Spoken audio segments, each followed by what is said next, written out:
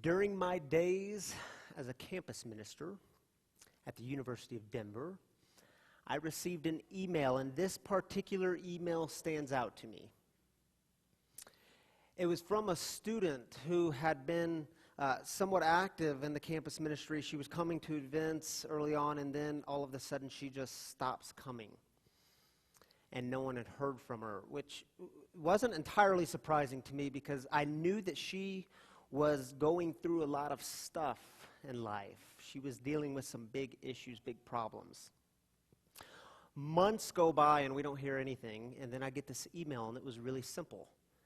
It said, "Hey, I'm coming tonight, and we need to celebrate."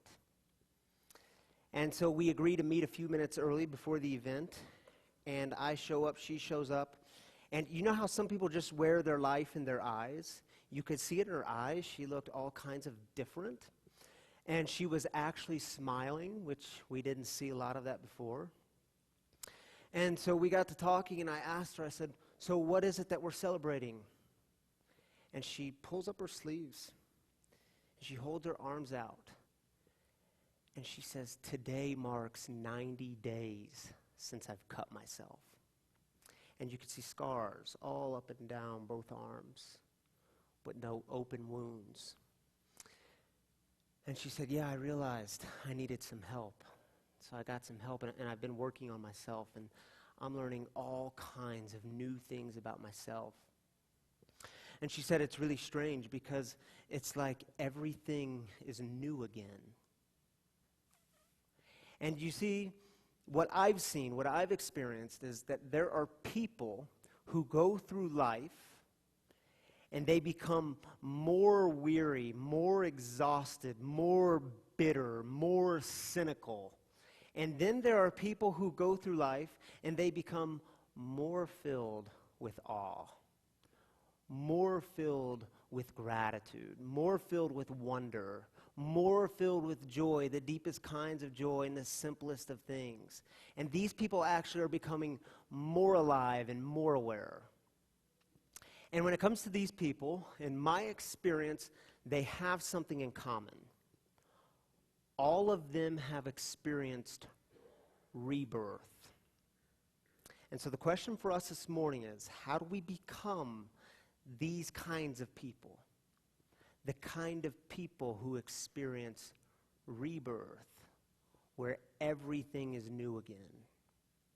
So I want to start with a story. We'll look at a couple of stories this morning, but the first story comes from the Bible, the New Testament, from John's Gospel, chapter 3. It's a story about Jesus and a man named Nicodemus, and it's a story about the importance of rebirth, and here's how it goes. There was a Pharisee named Nicodemus, a Jewish leader. He came to Jesus at night and said to him, "Rabbi, we know that you are a teacher who has come from God, for no one could do these miraculous signs that you do unless God is with him." Jesus answered, "I assure you, unless someone is born anew, it's not possible to see God's kingdom." Let me stop there for just a moment.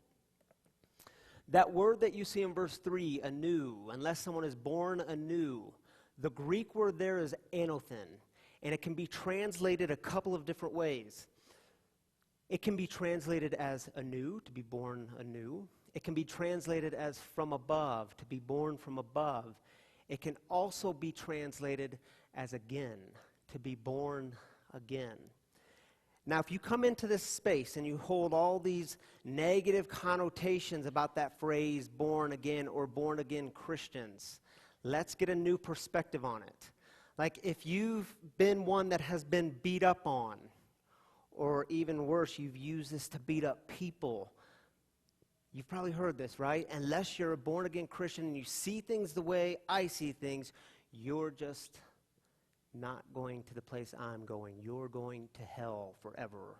And here's the thing. When Jesus talks about being born again, born anew, he was never talking about it in a way to exclude people, in a sense to say, if you're not like me, then you're this way and you're going here. When he talks about being born again, he's always talking about it in a way of seeing new life. Now, Nicodemus, he is a man of power and influence. He's a religious leader of this group called the Pharisees. Here's what you should know about the Pharisees. When it came to them, Jesus didn't always show a lot of patience, because he looked at them as people who they knew something. Oh, of course, they know religious law, they know religious doctrine, they know their beliefs, and they can quote to you backwards and forwards the Torah. But they hadn't seen what God was up to in the world. They couldn't see it. Nicodemus comes to Jesus at night. A major theme in John's gospel, night and darkness versus light and life. Nicodemus comes at night, therefore Nicodemus can't see. And Jesus essentially says to him, look, Nicodemus, you want to see what's happening here? Do you want to see what God is up to in the world? Do you want to see a whole nother world right here within this one? Then you have to experience rebirth. You have to be born again. Jesus gives this beautiful image, and Nicodemus simply doesn't get it. Here's how he responds. Nicodemus asked, how is it possible for an adult to be born? It's impossible to enter the mother's womb for a second time and be born, isn't it? Jesus answered, I assure you, unless someone is born of water and the Spirit, it's not possible to enter God's kingdom. Whatever is born of the flesh is flesh, and whatever is born of the Spirit is spirit. Don't be surprised that I said to you, you must be born anew. God's Spirit blows wherever it wishes. You hear its sound, but you don't know where it comes from or where it is going. It's the same with everyone who is born of the Spirit. Nicodemus said, how are these things possible? Jesus answered, seriously, Nicodemus? You're a teacher of Israel, and you don't know these things? Because to be born again means seeing. For Jesus, being born again was always about seeing. It was about seeing the things you hadn't seen before. It's about seeing new life and seeing the things in life that actually matter. Nicodemus couldn't see it. You know these moments, though? Like where the world actually gets bigger, it expands, where something inside you actually grows so that you can see things anew. And then Jesus says to Nicodemus, look, don't be surprised that I tell you you have to be born again. Because God's Spirit blows wherever God's Spirit blows. And you may not always see where it's coming from or where it's going. In other words, Nicodemus, at the heart of every human being is this great mystery.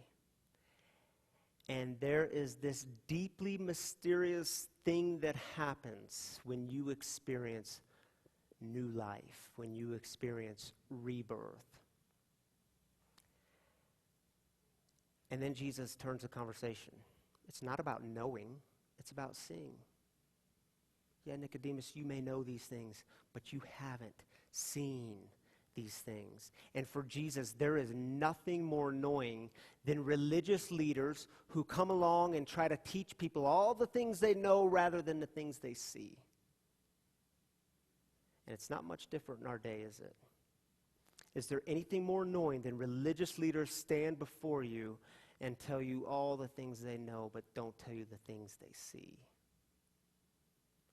You want to drive people away from the church? You want to drive people away from a religious experience?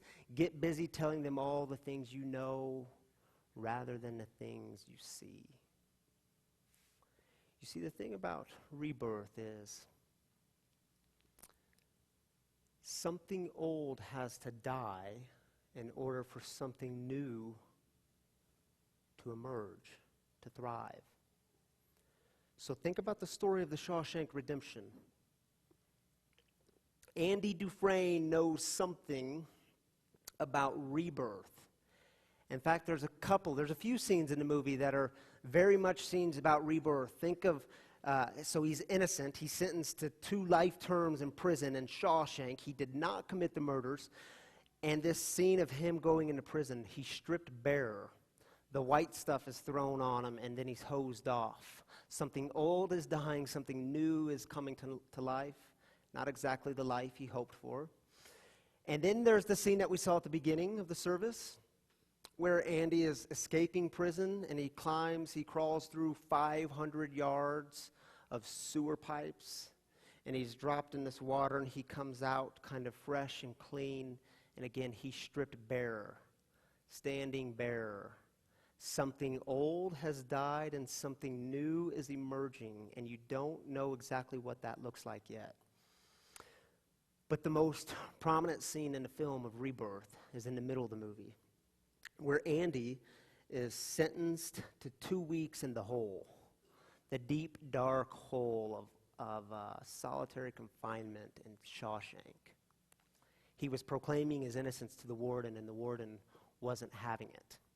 So he goes down in the hole. Something happened down in the hole. We don't know exactly what it was. I'm not even sure Andy could describe what it was. Something happened because when Andy came out of the hole, he was more alive and more awake and more aware than ever. And so he gets out and he's sitting at the table with some of his friends and fellow inmates, and here's how the discussion goes. Andy, how'd you survive it? Not everyone survives this. How'd you survive it? And he says with a great sense of ease and peace and cracking a smile, he says, I had Mozart with me. Now, they respond just like Nicodemus responded. They simply didn't get it. Seriously? The warden let you take the record player down in the hole with you? And he looks at them like they're crazy. No. The music was here with me. And isn't that the beauty of music, he says? It's the one thing you can hold on to. It's yours. They can't take it. And he says we all need the music because the music reminds us that the world is made of more than just stone. His friend Morgan Freeman, looks at him and says, Andy, what are you talking about? Andy, again, with a great sense of ease, a great sense of peace, cracking a smile, says hope. And then Morgan Freeman responds, hope is a dangerous thing. Hope can drive a man insane, and you need to get used to this idea. Andy had that kind of hope that was surrounded by the mystery of rebirth. And hope for Andy, by the way, is not the kind of hope that drives you out of this world, right? You're probably aware of some of people who talk about hope this way. Life is so bad. This world is so wicked and so evil. Our only hope is when we get to the pearly gates. But see, for Andy, yeah, he had an escapist hope. But he also had the kind of hope that drove him deeper into this world. He had the kind of hope that inspired him to build a prison library. He had the kind of hope that inspired him to sit with fellow inmates and help them study as they passed their high school equivalency exams. Hope wasn't just about Andy's personal escape. So think about it. This movie is very different from other prison escape films. My two other favorite movies, Cool Hand Luke. Anyone seen it? Paul Newman. Does it get any better than Paul Newman? You've seen it, Jim? 50. It was 50, what? 58 eggs. Great Escape. Awesome movie. But it's all about their personal escape, not so for Andy. He has the kind of hope that actually saves other people's lives. It saves him from death and despair and lifelessness and self-centeredness, all the things that tend to take life from us. Something happened to Andy while he was in the hole. What exactly it was is a great mystery. I'm not sure we have words for it, but he came out with new life. It was like he was more aware, more awake, and more alive. Here's the other thing about rebirth. The greatest experiences of rebirth tend to happen when you are in the midst of life's greatest holes, those deep, dark places. It's the times where you're feeling stripped bare. It's the times where your world is turned upside down. It's the times where you're shaking your fist to God, saying, what's next? So I remember, and some of you are aware of this story, of my first semester in college, that first month when I went up to Michigan, a place I had never been, and started school, and within a month I received the news that my brother Brandon was killed in a car accident. And this was like a big time for me. These couple of years that came after were a deep, dark hole for me. I came home and did the whole funeral thing, stayed with my family, and then I went back to Michigan to finish the semester. Summer came and summer went. And then I went back to Michigan, and I didn't even last 30 days. I just left. And I didn't tell anyone I was leaving. I was sitting in a class. I got up and left the class and packed my dorm room in about 30 minutes and left before the class was over. And I remember making the 9-hour drive in and walking through the door and feeling like such a failure, such a disappointment. And I was so tired and exhausted and cynical and bitter. It felt like I was completely stripped bare because my faith that I had held so dearly was just taken from me. And the God that I trusted in, the God that I loved, this God didn't exist for me anymore. And then I decided to come, about a year later, come to this new place called Denver, Colorado, to start some sort of new life and give life another chance and give school another shot. And I can't tell you exactly how it happened. I don't know how new life emerged. I don't have the words for it. Actually, I can tell you exactly how it happened. It was God leading me to this cliff. And God brought me right to the edge of this cliff. And I was looking down, and I couldn't even see the bottom. I don't know how high this cliff was. And in that moment when I thought God was going to pull me back, he just pushes me off. And in that moment of panic and fear, I actually discovered that it was a form of flying. And I looked over, and God had fallen with me because God was willing to die with me, and some things just had to die. The old image of God stepping in and fixing everything, and God resolving everything, and God making things all better, that God had to die in order for something new to come to life. And I discovered things I didn't know existed about God. I discovered a new kind of God.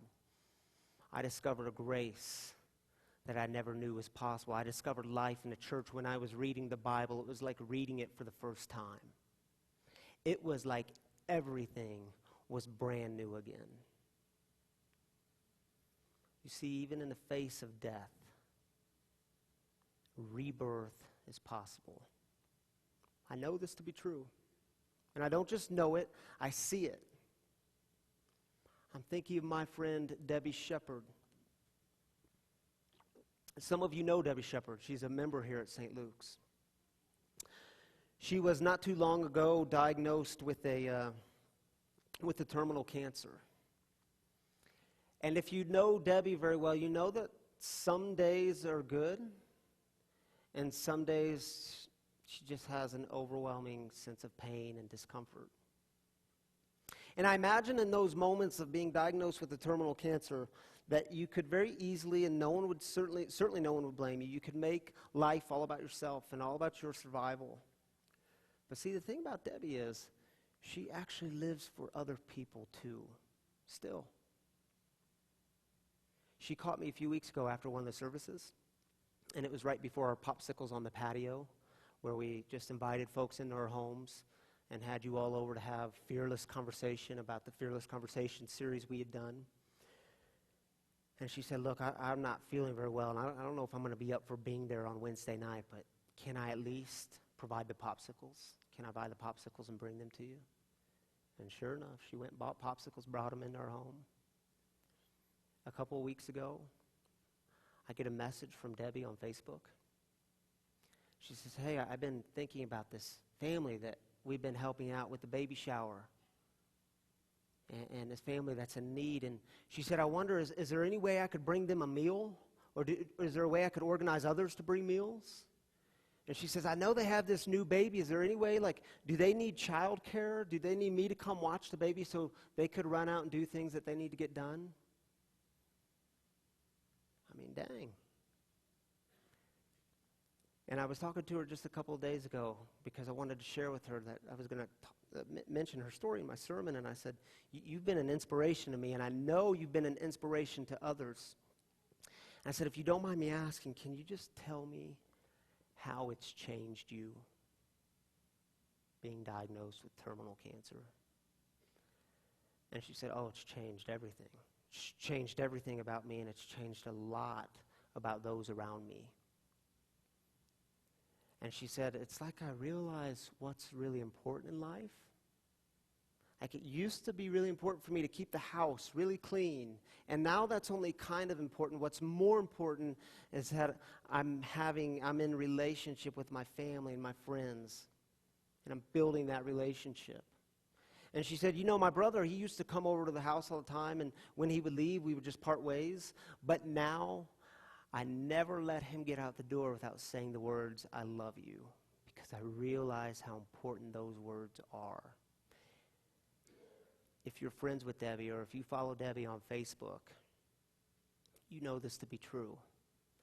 It's almost like she is becoming more alive, more awake, and more aware. I don't know, maybe you're in some sort of hole in your life. Maybe you're in some depths of darkness or things aren't going the way you expected. Keep going. When you encounter those times, don't resist it. Don't fight it. And I get it way, way, way easier said than done. Because the process of rebirth can be really painful. But there's this hope that it'll feel like everything's new again. See, not only does hope redeem Andy's life, hope actually restores life to his best friend, Red. Red is released from prison, and Red says, he says that he's going to follow Andy's advice, and he finally does. The most well-known words of the film: get busy living or get busy dying. Red chooses life. And the image for life in this film is not a dark, dingy prison. The image for life in this film is a big blue ocean representing something that's unfathomable, representing something that has a deep mystery. It's unknowable. Representing something without end. Take a look at this final scene in the movie. So one other thing about rebirth. It doesn't lead us to the place of easy answers, where everything's fixed. It doesn't lead to the place where there is no pain or no conflict, but it does lead us to a deeper place, a more meaningful place. It leads us to a place of mystery, and in that mystery we encounter God. We often encounter rebirth.